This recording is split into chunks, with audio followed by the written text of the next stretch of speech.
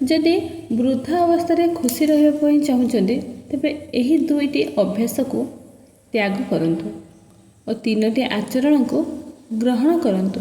ତାହେଲେ ଯେ କି ଆପଣ ବୃଦ୍ଧା ଅବସ୍ଥାରେ ସବୁବେଳେ ଖୁସିରେ ରହିପାରିବେ। ଗୋଟିଏ ଗାଁରେ ଜଣେ ବୃଦ୍ଧ ଦମ୍ପତି ରହୁଥିଲେ। ସେମାନଙ୍କ ମଧ୍ୟରୁ ପତ୍ନୀ ଜଣକ ଶାନ୍ତ ସ୍ୱଭାବର ଥିଲା। ଅପରପକ୍ଷରେ ବୃଦ୍ଧ ଜଣକ ଚିଡ଼ଚିଡ଼ା ଓ କ୍ରୋଧିତ ସ୍ୱଭାବର ଥିଲେ। ସେ ସବୁ ସମୟରେ ଅନ୍ୟମାନଙ୍କ ଉପରେ କ୍ରୋଧ କରୁଥିଲେ। ଘରେ ସବୁ ସମୟରେ କଳହ ଓ ଅଶାନ୍ତି ସୃଷ୍ଟି କରୁଥିଲେ। ତାଙ୍କର ପତ୍ନୀ ସବୁବେଳେ ତାଙ୍କୁ ବୁଝାଉଥିଲେ ଯେ ଏହି ବୟସରେ ଏତେ କ୍ରୋଧ କରିବା ଅନୁଚିତ, କିନ୍ତୁ ସେ ନିଜ ପତ୍ନୀଙ୍କ କଥାକୁ ଆଦୌ ଶୁଣୁନଥିଲେ। ତାଙ୍କ ପତ୍ନୀ ଯେତେବେଳେ ରୋଷେଇ କରୁଥିଲେ ବେଳେବେଳେ ତରକାରୀରେ ଯଦି ଅଳ୍ପ ଲୁଣ ଅଧିକ ହୋଇଯାଏ ତେବେ ସେ ସେଇ ଖାଦ୍ୟ ଥାଳିଟିକୁ ନେଇକି ଉଠିକି ଫୋପାଡ଼ି ଦେଉଥିଲେ। ଛୋଟ ଛୋଟ କଥାରେ କ୍ରୋଧିତ ହେଉଥିଲେ। ବୃଦ୍ଧଙ୍କ ଏହି ଆଚରଣ ଯୋଗୁଁ ପୁରା ଘରେ ଅଶାନ୍ତି ସୃଷ୍ଟି ହେଉଥିଲା। ଘରେ ସମସ୍ତଙ୍କୁ ବହୁତ ଅସୁବିଧାର ସମ୍ମୁଖୀନ ହେବାକୁ ପଡ଼ୁଥିଲା। ପ୍ରତିଦିନ ତାଙ୍କ ଘରେ ଏହି ଘଟଣା ଘଟୁଥିଲା। ପଡ଼ୋଶୀ ଘରର ଜଣେ ମହିଳା ଏହି ଘଟଣା ସବୁ ଦେଖୁଥିଲା। ତାଙ୍କୁ ଗୃହରେ ରହୁଥିବା ସମସ୍ତ ଲୋକ କବୀରପନ୍ଥୀ ଥିଲେ। ସେମାନେ କବୀର ଦାସଙ୍କ ଅନୁଗାମୀ ଥିଲେ ଏବଂ ତାଙ୍କର ସତ୍ସଙ୍ଗୀ ଥିଲେ। ସେମାନେ ପ୍ରତିଦିନ କବୀର ଦାସଙ୍କ ସତ୍ସଙ୍ଗକୁ ଯାଉଥିଲେ।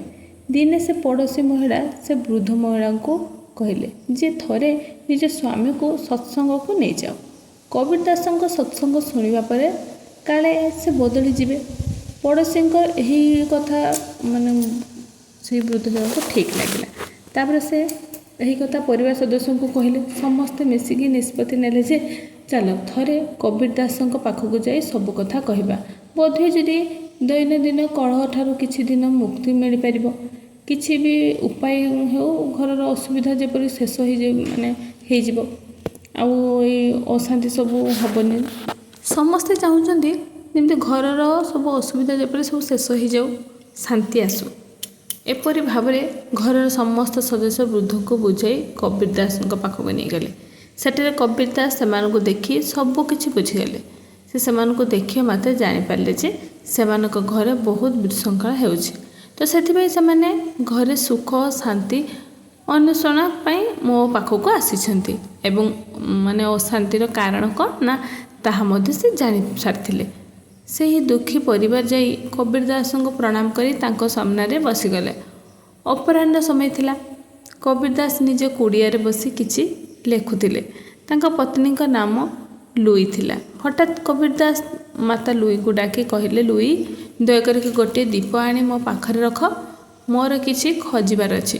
ଯେତେବେଳେ ମହାତ୍ମା ଦୀପ ପାଇଁ ଆଦେଶ ଦେଲେ ସେତେବେଳେ ସେ ବୃଦ୍ଧକୁ ଆଶ୍ଚର୍ଯ୍ୟ ଲାଗିଲା।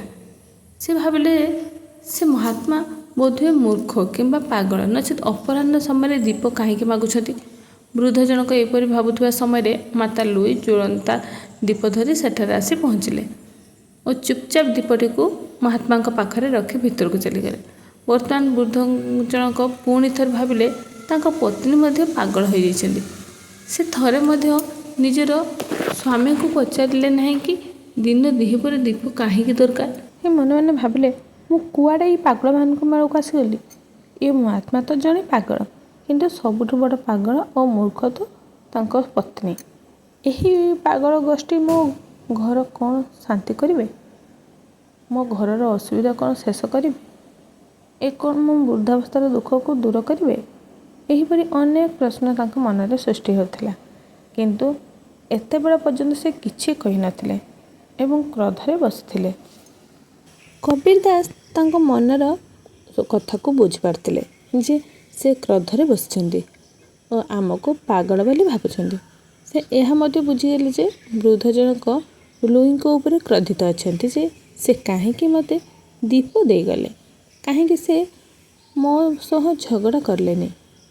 ସବୁ ବୁଝିବା ପରେ ମଧ୍ୟ କବୀର ମହାତ୍ମା ତାଙ୍କୁ କିଛି କହୁନଥିଲେ ଏବଂ ନ ଜାଣିବା ପରି ଲେଖିବାକୁ ଲାଗିଲେ। ଏହାପରେ ବୃଦ୍ଧ ଜଣକ ନିଜ ପରିବାର ସଦସ୍ୟଙ୍କୁ ଧୀର ସ୍ୱରରେ କହିଲେ, ଏ ପାଗଳ ଆମ ଜୀବନରେ କ'ଣ ଖୁସି ଆଣିବ? ଇଏ କ'ଣ ଆମକୁ ସମାଧାନର ବାଟ କହିବେ? ଚାଲ ଏଠାରୁ ଏହି କ୍ଷଣକେ ଚାଲିଯିବା। ମୁଁ ଏହି ମହାତ୍ମାଙ୍କ ଠାରୁ କୌଣସି ଜ୍ଞାନ ନେବାକୁ ଚାହୁଁନାହିଁ। ଏହି ସମୟରେ କବୀର ଦାସ ବୃଦ୍ଧଙ୍କ କଥା ଶୁଣିଲେ ଏବଂ କହିଲେ, ବାବା କ'ଣ ହେଲା, କ'ଣ ଅସୁବିଧା ଅଛି କି? ବୃଦ୍ଧ ଜଣକ ନ କହି ହସି ହସି କହିଲେ, ନା ମହାତ୍ମା, ଆମର କୌଣସି ଅସୁବିଧା ନାହିଁ। ଆମେ ଆପଣଙ୍କ ଦର୍ଶନ ପାଇଁ ଆସିଥିଲୁ। ବର୍ତ୍ତମାନ ଆମକୁ ଘରକୁ ଯିବାକୁ ପଡ଼ିବ, ତେଣୁ ଆମକୁ ଅନୁମତି ଦିଅନ୍ତୁ। କବିରଦାସ କହିଲେ, ଆରେ ଭାଇ, ଆପଣ ଆମ ପାଖକୁ ଆସିଛନ୍ତି, ଆପଣ ଆମର ଅତିଥି। ଆମର ଅତିଥି ଗ୍ରହଣ ନ କରି କିପରି ଯାଇପାରିବେ? ତାପରେ ସେ ମାତା ଲୁଇଙ୍କୁ ଡାକିଲେ। ମାତା ସଙ୍ଗେ ସଙ୍ଗେ ଆସି ଠିଆ ହେଲେ। କବିରଦାସ କହିଲେ, ଏହି ବାବା ଶୀଘ୍ରରେ ଅଛନ୍ତି, ଶୀଘ୍ର 2 ଗ୍ଲାସ୍ କ୍ଷୀର ନେଇ ଆସ। ଏହି କଥା ଶୁଣିକି ବୃଦ୍ଧ ଜଣକ ମନା କରିଦେଲେ ଓ କହିଲେ, ନା ନା ମହାତ୍ମା, ବାସ୍ତବରେ ଆମେ ଖାଦ୍ୟ ଖାଇବା ପରେ ଆସିଛୁ, କ୍ଷୀରର କୌଣସି ଆବଶ୍ୟକତା ନାହିଁ। କବିରଦାସ କହିଲେ, ଆପଣ ପ୍ରଥମ ଥର ପାଇଁ ଆମ କୁଟୀରକୁ ଆସିଛନ୍ତି, ବିନା ଅତିଥି ଚର୍ଚ୍ଚାରେ କିପରି ଆପଣ ଯାଇପାରିବେ? ସେଠାକୁ ମାତା ଲୁଇ 2ଟି କ୍ଷୀର ଗ୍ଲାସ୍ ନେଇକି ଆସିଲେ। କ୍ଷୀର ଦେଖିଦେଇକି କିଛି ନ କହି କିଛି ନ ପଚାରି ଭିତରକୁ ଚାଲିଗଲେ। ବର୍ତ୍ତମାନ କବିରଦାସ ଗୋଟିଏ କ୍ଷୀର ଗ୍ଲାସ୍ ବୃଦ୍ଧକୁ ଦେଲେ ଓ ଅନ୍ୟ କ୍ଷୀର ଗ୍ଲାସ୍ଟିକୁ ନିଜେ ନେଇଗଲେ। ବୃଦ୍ଧ କ୍ଷୀର ପିଇବା ମାତ୍ରେ ଏହା ଏତେ ତିକ୍ତ ଥିଲା ଯେ ତାଙ୍କୁ ବାନ୍ତି ଆସିଗଲା। କ୍ଷୀରରେ ଏତେ ଲୁଣ ଥିଲା ଯେ ତାଙ୍କୁ ଇଚ୍ଛା ହେଉଥିଲା କି ଗ୍ଲାସ୍ଟିକୁ ଧରି ମହାତ୍ମାଙ୍କ ଉପରକୁ ଫୋପାଡ଼ି ଦିଅନ୍ତି, କାରଣ ଏହା ତାଙ୍କର ଅଭ୍ୟାସ ଥିଲା। ବେଳେବେଳେ ଯଦି ଖାଦ୍ୟରେ ଅଧିକ ଲୁଣ କିମ୍ବା ଲଙ୍କା ହୋଇଯାଏ, ତେବେ ସେଇ ବୃଦ୍ଧ ଥାଳି ଫିଙ୍ଗି ଦିଅନ୍ତି। ବର୍ତ୍ତମାନ ସେ କ୍ରୋଧରେ କବିରଦାସକୁ ଚାହିଁକି ରହିଛନ୍ତି, କିନ୍ତୁ ଆଶ୍ଚର୍ଯ୍ୟ ହୁଅନ୍ତି ଯେ ମହାତ୍ମା ତ ଅତି ଆରାମରେ କ୍ଷୀର ପିଉଛନ୍ତି। ତାଙ୍କ ମୁହଁରେ ତ କୌଣସି ପ୍ରକାରର ରାଗ ଦ୍ୱେଷ ନଥିଲା, କୌଣସି ଭାବନା ନଥିଲା। ଏହା ଦେଖି ବୃଦ୍ଧଙ୍କ ଶରୀର କ୍ରୋଧରେ ଜଳି ଯାଉଥାଏ, କିନ୍ତୁ ସେ କିଛି କହୁନଥିଲେ। ସେ ମନେ ମନେ ଭାବୁଥିଲେ, ଆଜି ମୋ ପରିବାର ଲୋକ ମୋତେ କେଉଁଠିକୁ ନେଇ ଆସିଛନ୍ତି। ଏହି ମହାତ୍ମା ତ ପ୍ରକୃତରେ ଜଣେ ପାଗଳ, ଏବେ ଆଉ ନୁହେଁ। ଏହା କହିକି ସେ ଗ୍ଲାସ୍କୁ ପାଖରେ ରଖିକି କବିରଦାସକୁ କହିଲେ, ମହାତ୍ମା, ମୋର ସୌଭାଗ୍ୟ ଯେ ଆପଣଙ୍କ ଦର୍ଶନ ମିଳିଲା, ଏବେ ଆମେ ଆସୁଛୁ। ଏହା ଶୁଣି କବିରଦାସ କହିଲେ, ଆପଣ ବୋଧହୁଏ କୌଣସି ଅସୁବିଧା ନେଇ ଆସିଛନ୍ତି। ଆପଣଙ୍କର ଆସିବାର କାରଣ ମୋତେ କୁହନ୍ତୁ। କିଛି ନ କହି ଆପଣ କିପରି ଏପରି ଯାଇପାରିବେ? ଯଦି କୌଣସି ଅସୁବିଧା ଅଛି ଆପଣ ମୋତେ କୁହନ୍ତୁ, ବୋଧହୁଏ ସମାଧାନ ଖୋଜିପାରିବା ଆମେ ମିଶିକି। ବୃଦ୍ଧ କହିଲେ, ମହାତ୍ମା, ଛାଡ଼ନ୍ତୁ, ଏହି କଥା ଆପଣଙ୍କ ସମାଧାନ କରିପାରିବେନି। ଆମେ ଯେଉଁ ସମସ୍ୟା ସହିତ ଆସିଥିଲୁ ତାହା ଆପଣଙ୍କର କ୍ଷମତାରେ ନାହିଁ। ବର୍ତ୍ତମାନ ଆମେ ଯାଉଛୁ। ଏହା ଶୁଣି କବିରଦାସ କହିଲେ, ସେ ଯାହା ବି ହେଉ, ଯେତେବେଳେ ଆପଣ ଏଠାକୁ ଆସିଯାଇଛନ୍ତି, ତେବେ ସମସ୍ୟା ବିଷୟରେ ମୋତେ କୁହନ୍ତୁ। ବୋଧହୁଏ କିଛି ଠିକ୍ ହୋଇପାରିବ, କିଛି ସମାଧାନ ମିଳିପାରିବ ଯଦି। ବୃଦ୍ଧ ଜଣକ କହିଲେ, ମୋ ସମସ୍ୟାର କୌଣସି ସମାଧାନ ଥିବା ପରି ମନେ ହେଉନାହିଁ, ତେଣୁ ସେହି କଥା ଛାଡ଼ନ୍ତୁ। ତେବେ କବିରଦାସ ବାରମ୍ବାର ପଚାରିବାରୁ ବୃଦ୍ଧ ଜଣକ କହିଲେ, ତେବେ ଶୁଣନ୍ତୁ, ମୋ ପରିବାରର ମୋତେ କେହି ସମ୍ମାନ କରନ୍ତି ନାହିଁ। ସମସ୍ତେ ମୋ ଠାରୁ ଦୂରେଇ ରୁହନ୍ତି। କେହି ମୋ କଥା ଶୁଣନ୍ତି ନାହିଁ। ସମସ୍ତେ ନିଜ ନିଜ ଇଚ୍ଛାରେ ରୁହନ୍ତି। ମୋ ଘରେ ବହୁତ ଅସୁବିଧା ଓ ଅଶାନ୍ତି ମଧ୍ୟ ଲାଗି ରହିଛି। ତେଣୁ ମୁଁ ମୋ ଘରେ ଶାନ୍ତି ଓ ସମୃଦ୍ଧି ଚାହୁଁଛି। ସେଥିପାଇଁ ମୁଁ ଆପଣଙ୍କ ପାଖକୁ ଆସିଥିଲି, କିନ୍ତୁ ଆପଣଙ୍କର ମୂର୍ଖତା ଦେଖିବା ପରେ ମୋର ଦୃଢ଼ ବିଶ୍ୱାସ ଯେ ଆପଣ ମୋ ସମସ୍ୟାର ସମାଧାନ କରିପାରିବେ ନାହିଁ। କବିରଦାସ ହସି ହସି କହିଲେ, ଆପଣଙ୍କ ଘରେ ହେଉଥିବା ଅଶାନ୍ତି ଓ ଅସନ୍ତୋଷର କାରଣ ମୁଁ ଜାଣେ ଏବଂ ଏହାର ସମାଧାନ ମଧ୍ୟ ମୁଁ କହିସାରିଛି। ବୋଧହୁଏ ଆପଣ ଏ ପର୍ଯ୍ୟନ୍ତ ବୁଝିପାରିଲେ ନାହିଁ। କବିରଦାସଙ୍କ କଥା ଶୁଣିକି ବୃଦ୍ଧ ଜଣକ କହିଲେ, ଆଶ୍ଚର୍ଯ୍ୟଜନକ ଯେ ଆପଣ ମୋତେ ସମାଧାନ କହିଲେ, କିନ୍ତୁ ଯେବେଠାରୁ ଆମେ ଆସିଛୁ ଆପଣ ଗୋଟିଏ ବି ଶବ୍ଦ କହିନାହାନ୍ତି। ତେବେ ଏହାର ସମାଧାନ କିପରି କହିଲେ? କବିରଦାସ କହିଲେ, ଶୁଣନ୍ତୁ, ଆପଣ ଯେତେବେଳେ ଆସିଥିଲେ ମୁଁ ମୋ ପତ୍ନୀକୁ ଦୀପଟି ଆଣିବା ପାଇଁ କହିଥିଲି। ତାପରେ ବୃଦ୍ଧ ଜଣକ ହଁ କହିକି ମୁଣ୍ଡ ଟୁଙ୍ଗାରିଲେ। ତାପରେ କବିରଦାସ କହିଲେ, ମୋ ପତ୍ନୀ ତୁରନ୍ତ ମୋ ଆଦେଶ ପାଳନ କଲେ।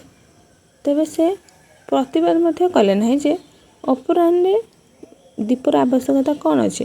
ବ୍ୟକ୍ତି ଜଣକ କହିଲେ, ହଁ, ମୋତେ ତ ଏହି କଥାରେ ଆଶ୍ଚର୍ଯ୍ୟ ଲାଗିଲା। କବିରଦାସ ଏହା ଶୁଣିକି କହିଲେ, ଏହାପରେ ଆପଣ ଦେଖୁଥିବେ ଯେ ମୁଁ ତାଙ୍କୁ ଆମ ଦୁହିଁଙ୍କ ପାଇଁ କ୍ଷୀର ମାଗିଥିଲି ଏବଂ ସେ ମଧ୍ୟ କ୍ଷୀର ଆଣିଦେଲେ, କିନ୍ତୁ ମୋ ପତ୍ନୀ ଚିନି ବଦଳରେ ଲୁଣ ପକାଇ ଦେଇଥିଲେ। କ୍ଷୀର ଅତ୍ୟନ୍ତ ଲୁଣିଆ ଥିଲା। ଏତେ ଲୁଣିଆ ଥିଲା ଯେ ଆପଣ ଏହାକୁ ପିଇଲେ ନାହିଁ, କିନ୍ତୁ ଆପଣ ଦେଖିଲେ ଯେ ମୁଁ ଏହି ଲୁଣିଆ କ୍ଷୀରକୁ ଚୁପଚାପ ପ୍ରେମର ସହ ପିଇଥିଲି।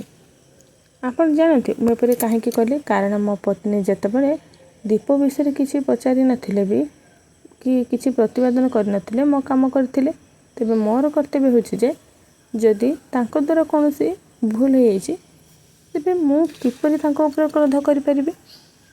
ସେ ଯେପରି ବିନା ଦ୍ୱିଧାରେ ଦୀପ ଆଣି ମୁଁ ଆଦେଶ ପାଳନ କରିବାକୁ ନିଜର କର୍ତ୍ତବ୍ୟ ବୋଲି ଭାବିଲେ, ତେବେ ମୁଁ କ'ଣ ପାଇଁ ସେହି କ୍ଷୀରକୁ ବିନା ପ୍ରତିବାଦରେ ପିଇବା ମୋର ଧର୍ମ ବୋଲି ଭାବିପାରିବି ନାହିଁ?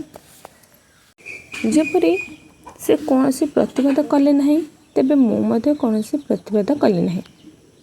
ଏଥିରୁ ଆମେ କ'ଣ ବୁଝିବା? ଉଭୟ ସ୍ୱାମୀ ଓ ସ୍ତ୍ରୀ ପରସ୍ପର ମଧ୍ୟରେ ସମନ୍ୱୟ ସ୍ଥାପନ କରିବା ଉଚିତ। ପରସ୍ପରର କଥା ଶୁଣିବା, ପରସ୍ପରର କଥାକୁ ସମ୍ମାନ କରିବା, ପରସ୍ପର ମଧ୍ୟରେ ପ୍ରେମ ଓ ବିଶ୍ୱାସ ସହ ବଞ୍ଚିବା ଉଚିତ। ମୁଁ ଜାଣେ ଆପଣ ଏହା କରନ୍ତି ନାହିଁ।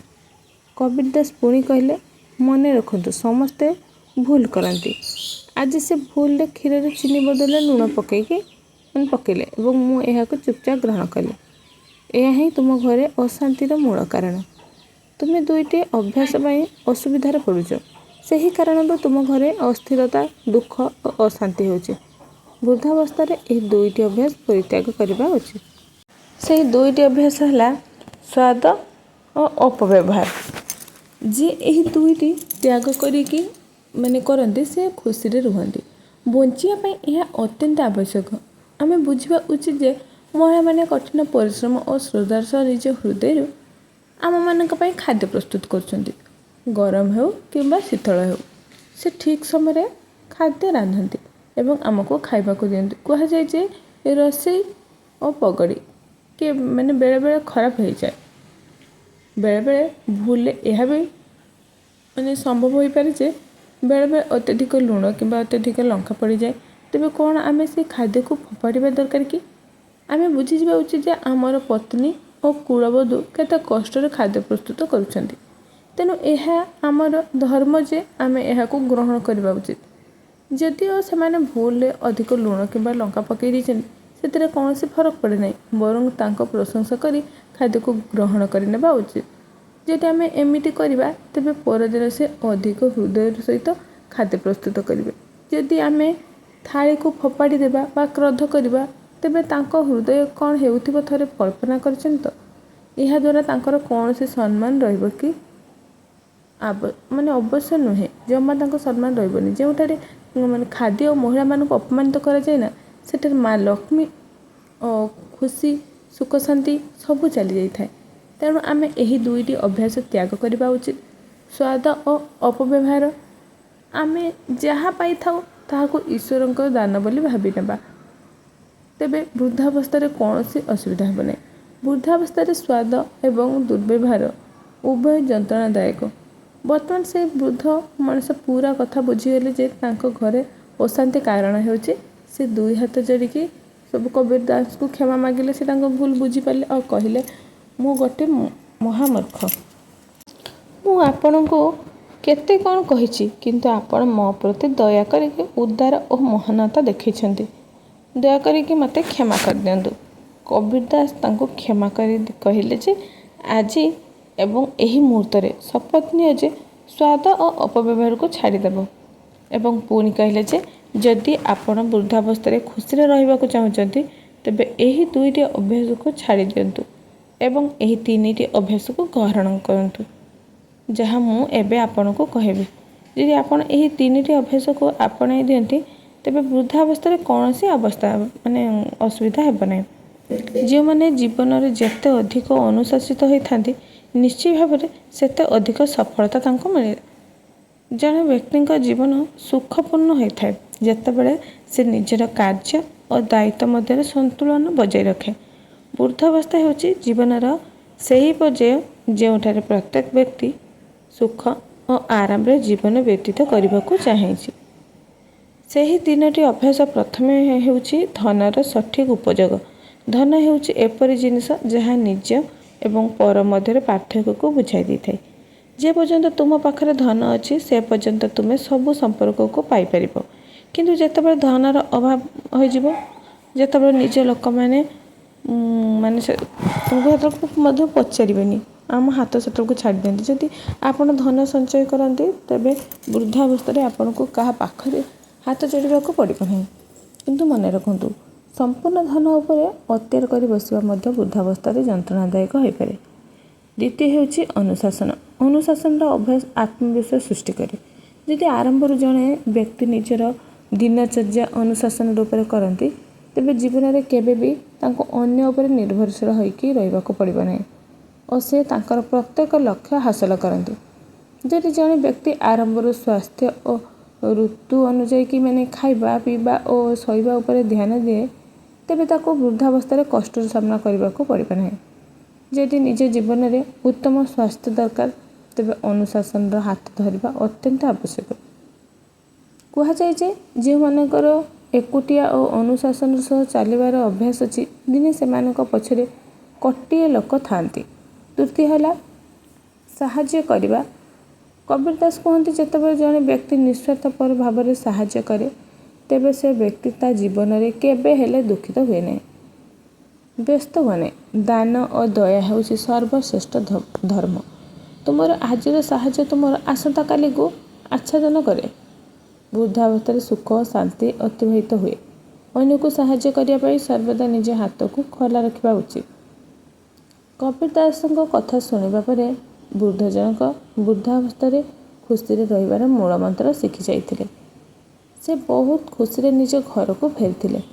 ସେ କବୀର ଦାସଙ୍କ କଥାକୁ ଆଧାର ଭାବରେ ଗ୍ରହଣ କଲେ ଏବଂ ଅଳ୍ପ ଦିନ ମଧ୍ୟରେ ତାଙ୍କ ଘରେ ସୁଖ ଓ ଶାନ୍ତି ଫେରି ଆସିଲା।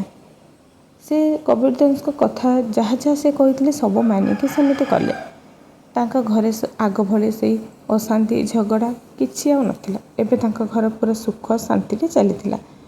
ତ ଏହା ଥିଲା ଆଜିର ଭିଡ଼ିଓ। ଏଇଠି ଶେଷ କରୁଛି। ପୁଣି ଦେଖାବା ଆଉ ଗୋଟେ ନୂଆ ଭିଡ଼ିଓରେ। ରହୁଛି। ଜୟ ଜଗନ୍ନାଥ।